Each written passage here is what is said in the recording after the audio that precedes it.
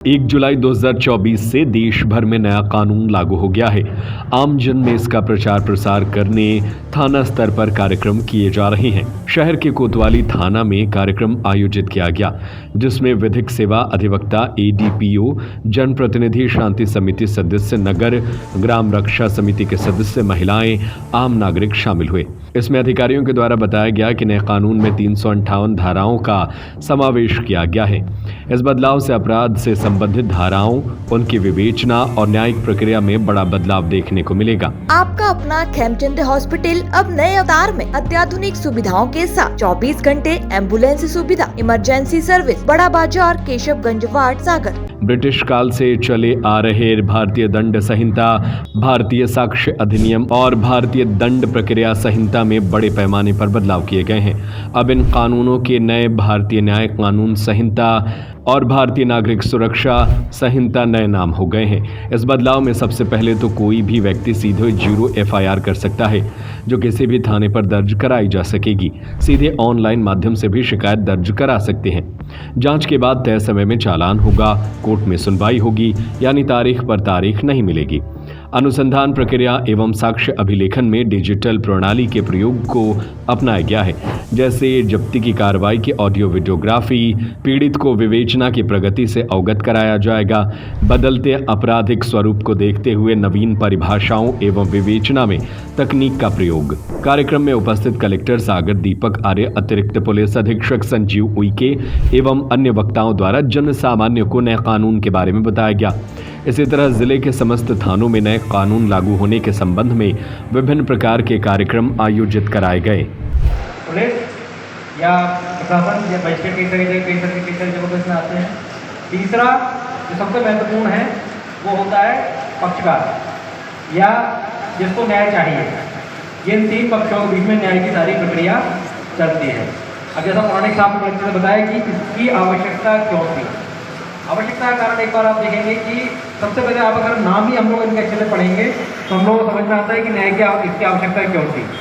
जैसे हमारा भारतीय दंड संहिता 1860, इसका नाम था भारतीय दंड संहिता, जिसका नाम परिवर्तित करके किया गया है भारतीय न्याय संहिता। अब इसका इंटेंशन आप देखें, जो मंशा जो किसी भी न्याय के पीछे मंशा बहुत महत्वपूर्ण होती है। तो मंशा जो है, तो 1860 में जब कॉलोनियल रूल था तो उसमें मंशा थी दंडित करने की। अभी जो मंशा बिल्कुल परिवर्तित हो रही है वो है न्याय दिलाने की मंशा। मतलब कोर में जहाँ दंड था, अपराधी जहाँ कोर था, वहाँ कोर में कौन आ गया है, मेन मेडिकल में कौन आ गया है, जिसको न्याय चाहिए, जिसको न्याय दिलाना है।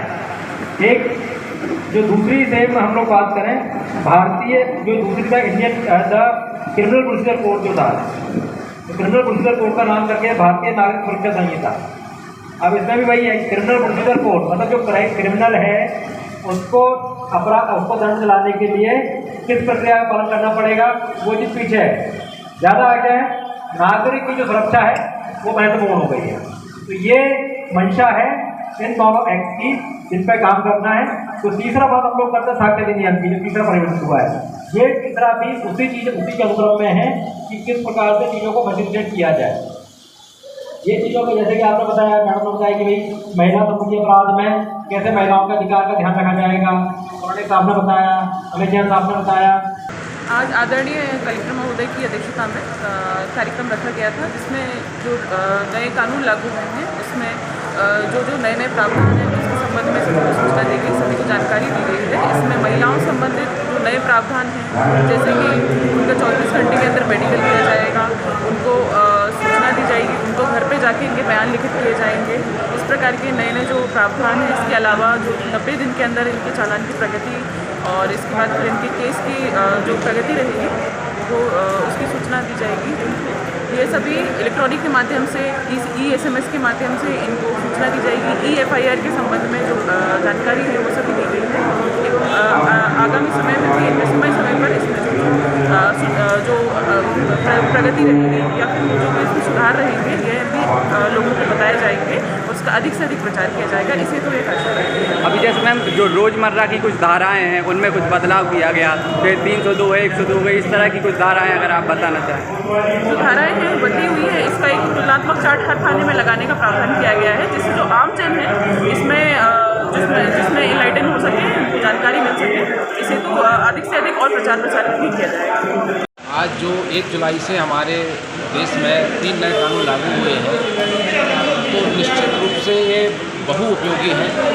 जैसा कि अभी आप लोगों ने सुना होगा कि कलेक्टर साहब ने बताया था कि जो कानून के शब्द से ही समझ में आ रहा है कि इसका उद्देश्य क्या है।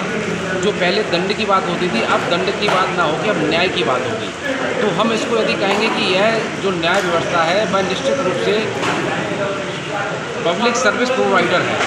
अभी तक हम जैसे एक सिंपल उदाहरण से बात करेंगे कि हम ऑनलाइन परचेस करते हैं, तो ऑनलाइन परचेस करने पर हर एक प्रोडक्ट की जानकारी हमारे लिए डे बाई डे मिलती है कि वह किस स्टेज पर हमारी प्रोडक्ट पहुंच गया है। उसी हिसाब से यदि कोई पीड़ित है, कोई फरियादी है, उसके साथ कोई घटना होती है, तो उसके अपराध में किस स्टेज पर क्या हो रहा है उसको वह नया कानून अवगत कराता रहेगा। जैसे वह घर बैठ के, जैसे कि हम ऑनलाइन में हम घर बैठ कर कोई भी प्रोडक्ट परचेस करते हैं, यदि किसी के साथ कोई घटना होती है, चाहे वह MP में हो, चाहे UP में हो, कहीं भी बैठ कर वह मोबाइल से अपनी FIR दर्ज करा सकता है और 3 दिन के अंदर वह थाने में आकर उस पर अपने साइन करेगा, वह FIR पक्की मानी जाएगी।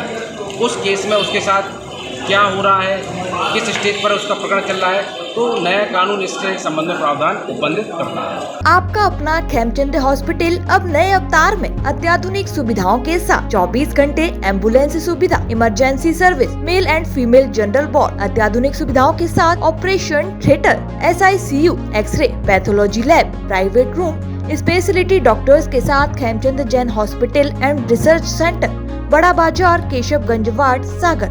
हमारा नंबर है 7898922699, 9109200503।